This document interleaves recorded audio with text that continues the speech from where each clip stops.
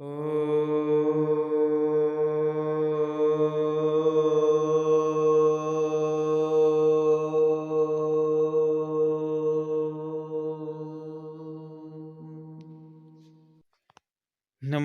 सज्जनों, जय श्री कृष्णा, राधे राधे।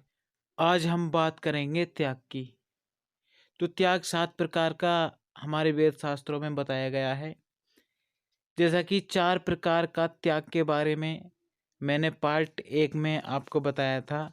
यदि आप मेरे चैनल पर नए हैं, आपने पार्ट 1 नहीं देखा हो तो डिस्क्रिप्शन में मैंने लिंक दे दिया है, उस पर जाकर त्याग से भगवत प्राप्ति पार्ट 1 नाम का वीडियो आप देख सकते हैं।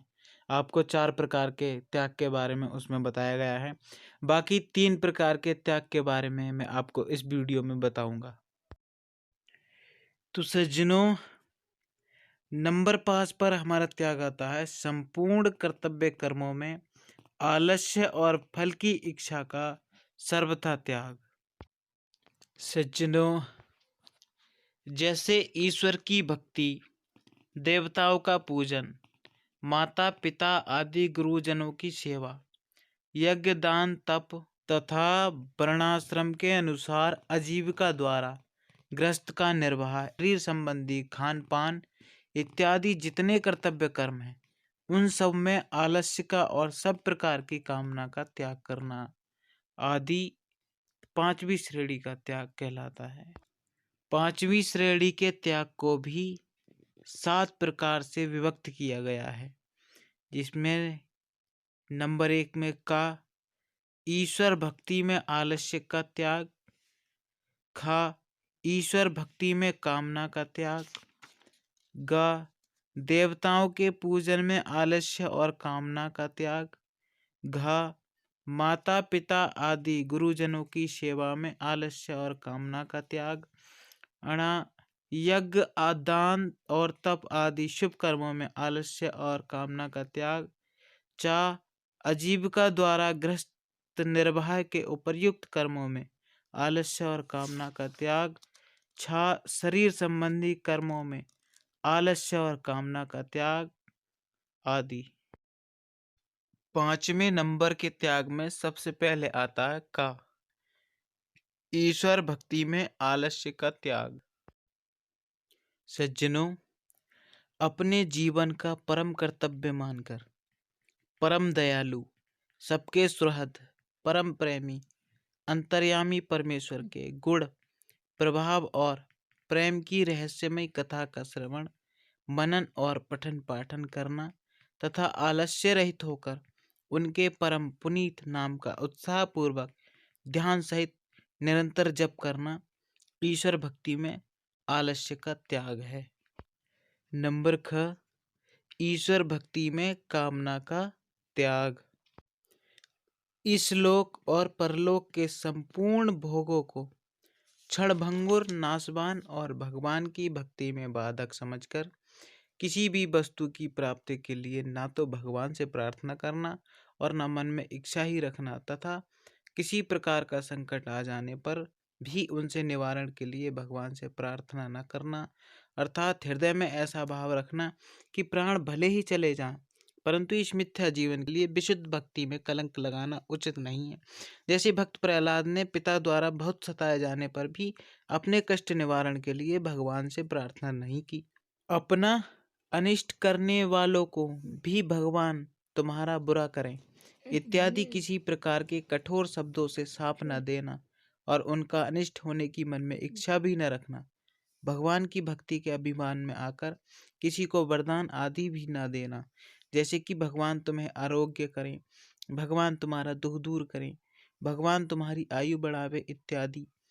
पत्र व्यवहार में भी साकाम शब्दों का ना लिखना, अर्थात जैसे उठे ठाकुर जी सहाय करें, ठाकुर जी तुम्हारी दुकान चलावें, ठाकुर जी वर्षा करवावें, ठाकुर जी आराम दिलावें इत्यादि सांसारिक वस्तुओं के लिए ठाकुर जी से प्रार्थना करने के रूप में साकाम शब्द मारवाड़ी समाज में प्राय लिखे जाते हैं। वैसे ना लिखकर श्री परमात्मा देव आनंद रूप से सर्वत्र विराजमान है, परमेश्वर का भजन सार है, इत्यादि निष्काम मांगलिक शब्द लिखना तथा इसके सिवाय अन्य किसी प्रकार के भी लिखने बोलने आदि सकाम शब्दों का प्रयोग नहीं करना चाहिए। ग देवताओं के पूजन में आलस्य और कामना का त्याग। सज्जनों, शास्त्र मर्यादा से अथवा लोक मर्यादा से पूजने के योग्य देवताओं को पूजने का नियत समय आने पर उनका पूजन करने के लिए भगवान की आज्ञा है एवं भगवान की आज्ञा का पालन करना परम कर्तव्य है। ऐसा समझकर उत्साहपूर्वक विधि के सहित उनका पूजन करना एवं उनसे किसी प्रकार की भी कामना न करना चाहिए।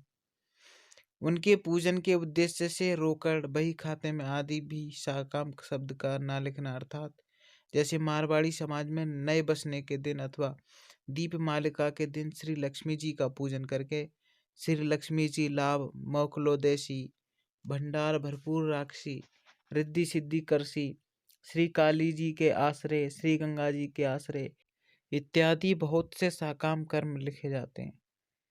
ऐसे शब्द न लिख करके श्री लक्ष्मी नारायण जी सब जगह आनंद रूप से विराजमान है तथा बहुत आनंद और उत्साह के सहित श्री लक्ष्मी जी का पूजन किया इत्यादि निष्काम मांगलिक शब्द लिखना और नित्य रोकड़ नकल आदि के आरंभ करने में भी उपर्युक्त रीति से ही लिखना चाहिए। घ माता पिता आदि गुरुजनों की सेवा में आलस्य और कामना का त्याग। माता पिता आचार्य और भी जो पूजनीय वर्ण आश्रम अवस्था गुणों में किसी प्रकार भी अपने से बड़ों हों उन सब की सब प्रकार से नित्य सेवा करना और उनको नित्य प्रणाम करना मनुष्य का परम कर्तव्य है। ऐसा भाव मन में रखते हुए उत्साहपूर्वक भगवत आज्ञानुसार उनकी सेवा करने में तत्पर रहना चाहिए। ण यज्ञ दान और तप आदि शुभ कर्मों में आलस्य और कामना का त्याग। पंच महायज्ञ आदि नित्य कर्म यानी पंच महायज्ञ ये हैं जैसे देव यज्ञ, ऋषि यज्ञ, पितृयज्ञ, मनुष्य यज्ञ और भूत यज्ञ, ये पंच महायज्ञ हैं। नित्य कर्म एवं अन्यान्य नैमित्तिक कर्म रूप यज्ञ आदि करना और अन्न वस्त्र विद्या औषध और धन आदि पदार्थों के दान द्वारा संपूर्ण जीवों को यथा योग्य सुख पहुंचाने के लिए मन, वाणी और शरीर से अपनी शक्ति के अनुसार चेष्टा करना इत्यादि शास्त्र विहित कर्मों में इस लोक और परलोक के संपूर्ण भोगों की कामना का सर्वथा त्याग करके अपना परम कर्तव्य मानकर श्रद्धा सहित उत्साह पूर्वक भगवान की आज्ञा अनुसार केवल भगवद अर्थ कर्म करना ही इसका आचरण करना है। चाह आजीविका द्वारा गृहस्थ निर्वाह के उपर्युक्त कर्मों में आलस्य और कामना का त्याग। आजीविका के कर्म वे होते हैं जैसे वैश्य के लिए कृषि, गौरक्ष और वाणिज्य आदि कहे हैं, वैसे ही जो अपने अपने वर्ण आश्रम के अनुसार शास्त्रों में विधान किए गए हों उन सब के द्वारा पालन द्वारा संसार का हित करते हुए ही गृहस्थ का निर्वाह करने के लिए भगवान की आज्ञा है। इसलिए अपना कर्तव्य मानकर सब प्रकार की कामनाओं का त्याग करके उत्साह पूर्वक उपर्युक्त कर्मों को करना चाहिए। 6 शरीर संबंधी कर्मों में आलस्य और कामना का त्याग।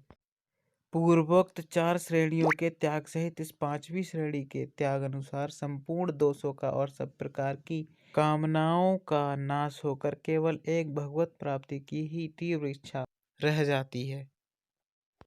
6 नंबर की श्रेणी का त्याग आता है कि संसार के संपूर्ण पदार्थों में और कर्मों में ममता और आसक्ति का सर्वथा त्याग, यानी संसार के संपूर्ण पदार्थों में जितने भी संसार के संपूर्ण पदार्थ हैं जो हमारी आंख देख रही हैं और उनके कर्मों में जितने भी करने योग्य कर्म हैं, कर्मों में ममता और आसक्ति का सर्वथा त्याग हो जाना चाहिए।